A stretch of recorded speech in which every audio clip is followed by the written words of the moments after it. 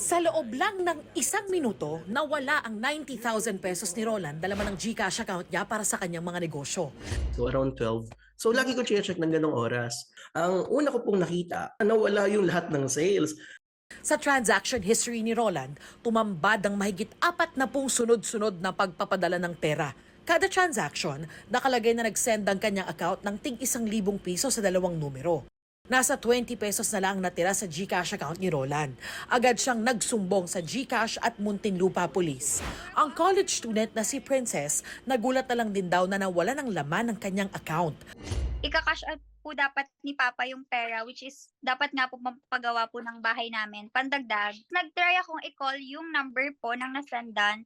Ano na po, out of coverage na po siya. Yung pinagpaguran mo, yung naipon mo, pagkagising mo isang araw, wala na.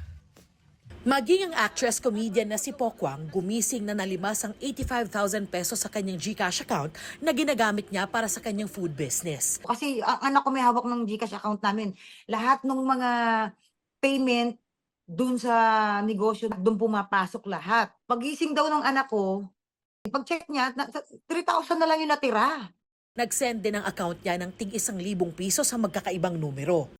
Sa isang pahayag, sinabi ng GCash na ang nangyari ay dahil sa errors sa isinasagawa nilang system reconciliation process.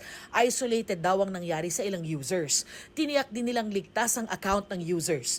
Nakipag-ugnayan raw sila sa mga apektadong account para maibalik ang kanilang pera. Nag-iimbestiga na ang Department of Information and Communications Technology o DICT. Babala ng DICT sa publiko, tiyaking hindi ibibigay ang OTP o one-time password kahit kanino.